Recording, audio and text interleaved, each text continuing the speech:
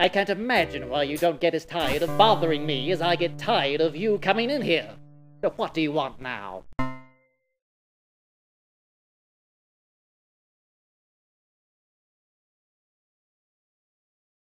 I remember Lucia Purnell. Quite a strong-willed young woman. She works for the Bay City Mirror and came to interview me right after my shop was broken into. I have her business card here if you want to contact her.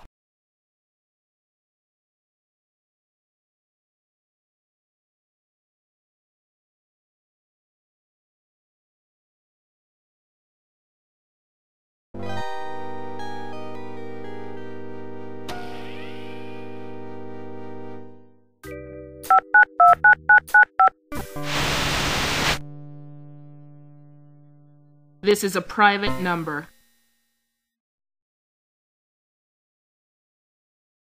Yeah, I know. This is Lucia Purnell, isn't it? Yeah, I'm Purnell. Who are you?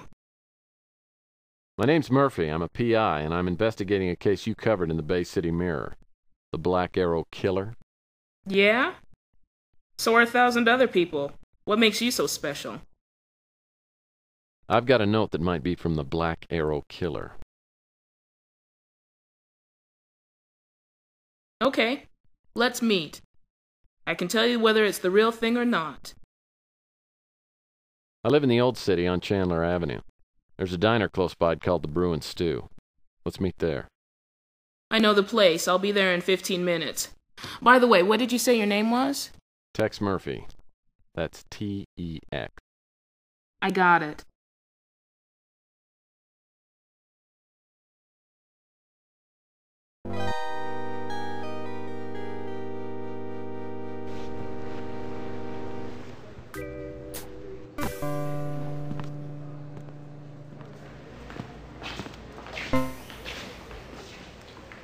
Well, I hope I didn't take you away from anything important. Nah, just a fight with my editor. Can't even remember what we argued about.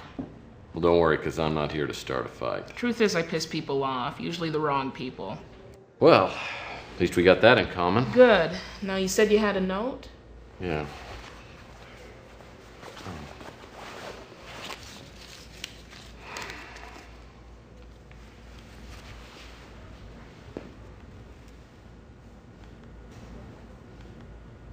Where'd you get this? I got it from a client. Your client's in danger, Murphy. How much do you know about the Black Arrow Killer? Killed a few people in the Southwest a couple of years ago, and then a girl around here got killed recently.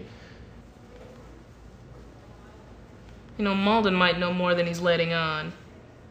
Then again, he might not. Of course, if he did, I doubt he'd tell you. He's not that stupid. I'm not so sure about that. Look, why don't you fill me in on a few details, and then I can be certain. It's a long story. Come on over to the booth and humor me.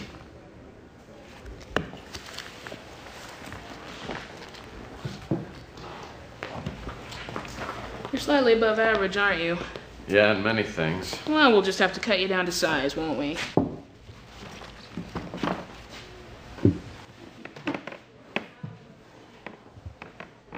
When the first bodies turned up in Arizona in the summer of '41, the local police tried to keep the story off the wires. They didn't want the bad publicity.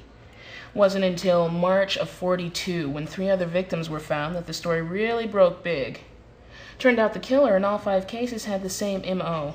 He sent notes to his victims before murdering them. I had a chance to see one of those notes. It was exactly like this one. Had the black arrow, all that? Right, and the block lettering, same words, everything. You probably know cases like this can spawn copycat murders.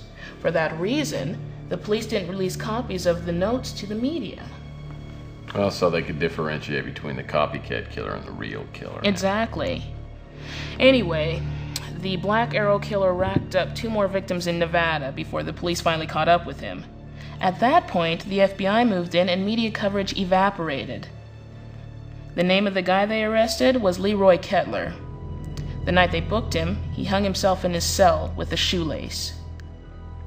Funny thing is, he was wearing cowboy boots. Now that's a little hard to explain. After things cooled off, I went down there and interviewed a few people. including an inmate who told me that 2 men in suits went to Kettler's cell the night before he hung himself. I'm pretty sure they were NSA. NSA? What would the National Surveillance Agency be doing messing around with a serial killing case? More than that, why would they kill Kettler? Maybe he was a fall guy. Or maybe Kettler really was the serial killer and the feds just didn't want the case resolved. Regardless, there was a cover-up. Mac Malden said there was another case around here. How does that tie in? It doesn't. The girl was a grad student at San Francisco Tech. There was no indication that she was receiving threatening notes, and there was nothing out of the ordinary before she was murdered. Oddly enough, the police found a note in her room. At that point, the feds moved in and took over. That girl, what was her name? Collins. Sandra Collins. You know something I ought to know? I'm not sure. Now, there's no chance that you can give me the name of your client? You know I can't do that. But I'll tell you what. If I find out who's stalking my client, you're gonna get a scoop out of this. That's a fair deal. By the way, have you heard of a place called Autotech? Don't think so. Might be worth checking into. Oh, and Murphy, one more thing. When I was following this story in Nevada, I met a guy just like you, a PI. He asked a lot of questions, too. A week later, he had a tag on his toe. Suicide, I think.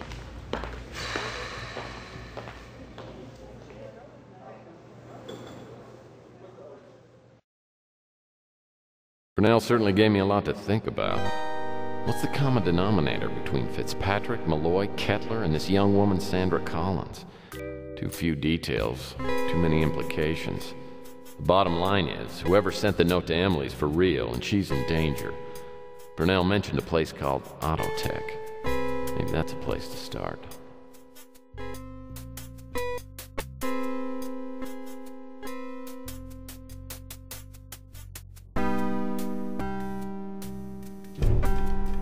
Somebody just jumped off the water tower on the roof of Rusty's funhouse.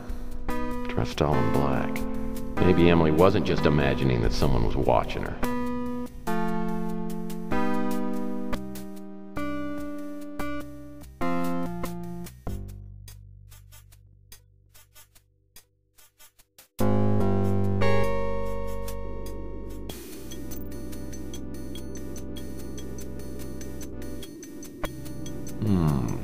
Somebody left their coat here. It sure doesn't look like it's been here very long. I wonder if this jacket could have been left by that shadowy figure I saw up here earlier. Let's see what's in the pockets. A cufflink and torn pieces of a photograph. DH. Probably the monogram of the person I'm trying to find.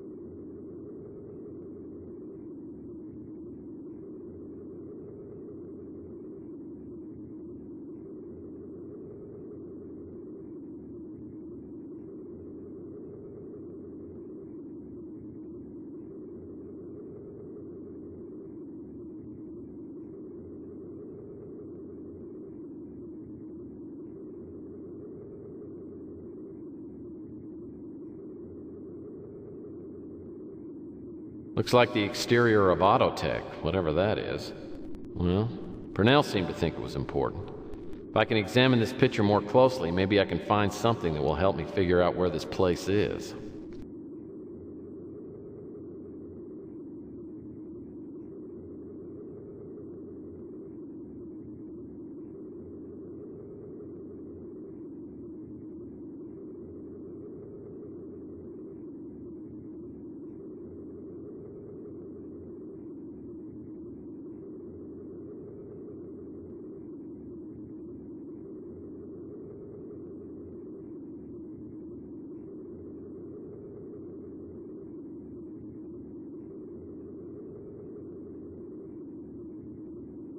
Looks like Autotech is located at 144 Barcelona.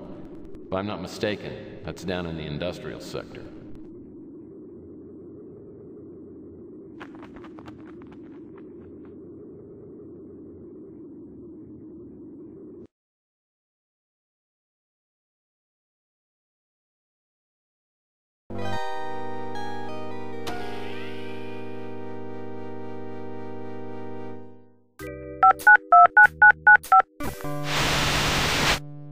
Hey, guess what I found out? I got a source that told me Leroy Kettler signed a confession before he supposedly killed himself, only now it's like the confession never happened. No paperwork, no nothing. So Kettler was the real Black Arrow killer? Looks that way. Maybe the NSA found it useful for people to think that the killer's still on the loose. So why'd you call? Yeah, I just needed to ask you a few questions.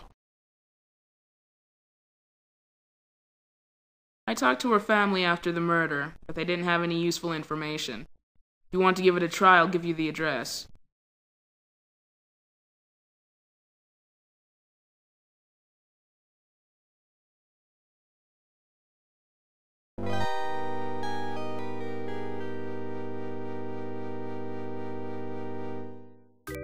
The Collins residence is in the New City, in a nice middle-class neighborhood.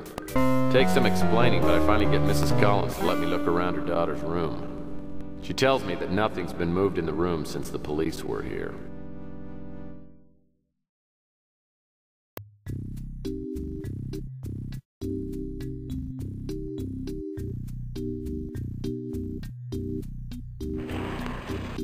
Looks like a copy of Sandra Collins' resume.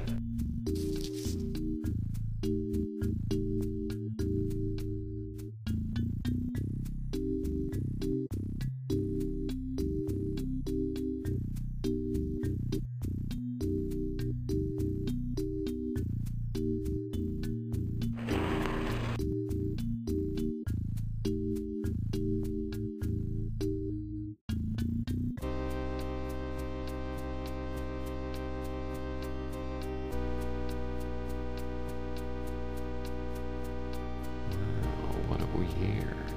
Looks like it might be a credit card or an ID.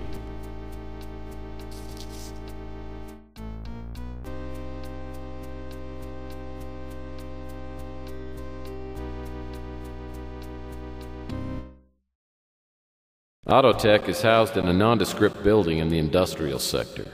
I go around to a side door and slip the card through the scanner.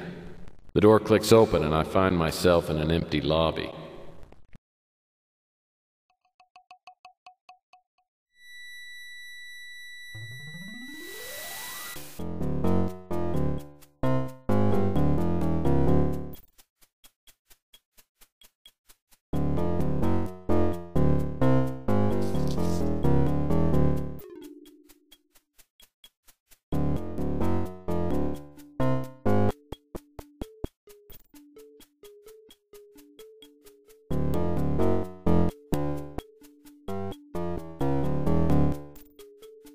Nothing too interesting to see through the glass in the reception area. Wait, that clipboard looks interesting.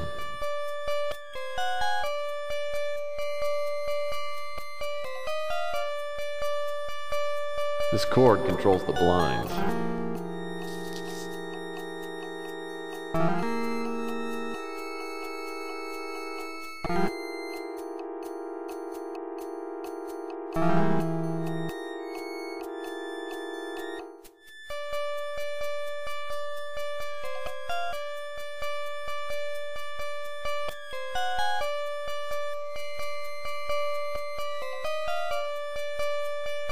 Well, I can't get it through the glass.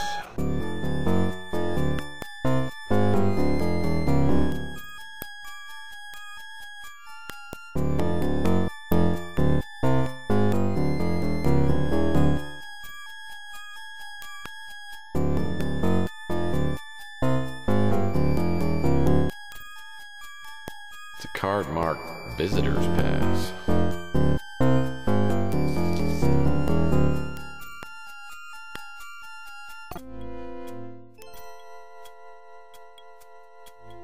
Well, I can't get it through the glass.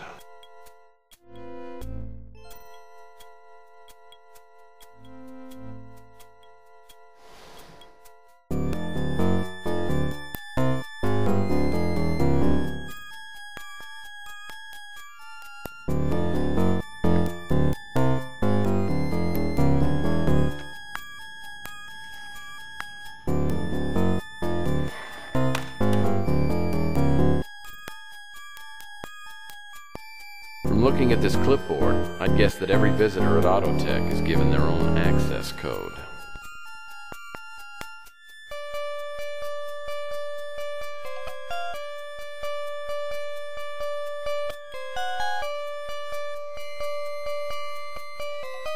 The scanner requires a security card and a code number.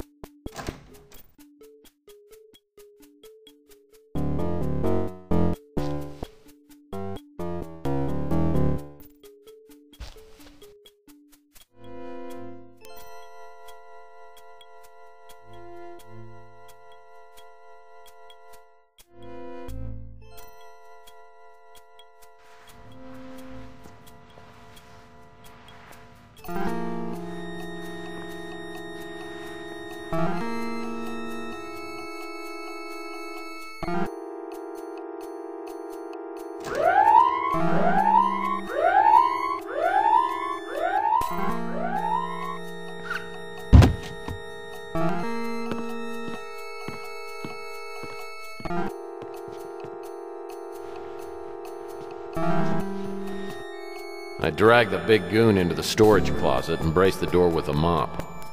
That should keep him out of my way for a while.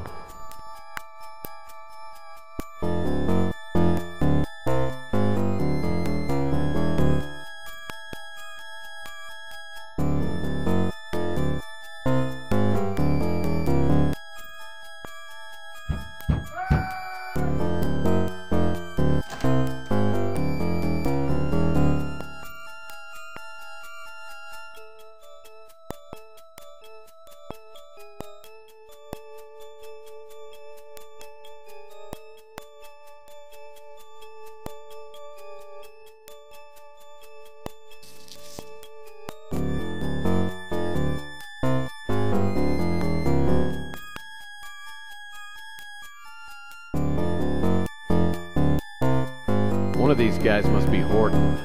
Now I'll be able to recognize him.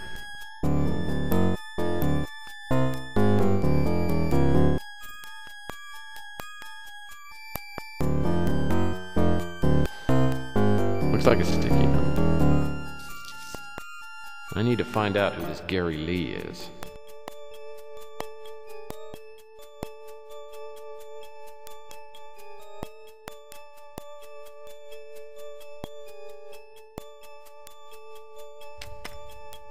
A music CD player. I guess even cold-blooded killers enjoy a good tune now and again.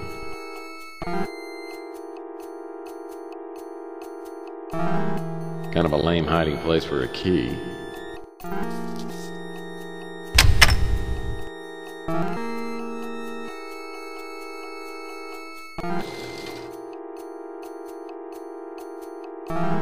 A necklace, huh? Horton must keep it here for special occasions. Unless I miss my guess, it looks like the Black Arrow killer took a little memento from his last victim. I've got all I need from here.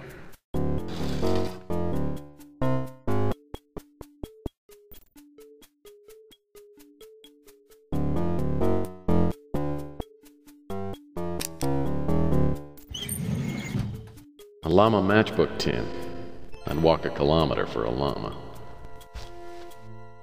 A llama cigarette tin. I'd walk a kilometer for a llama.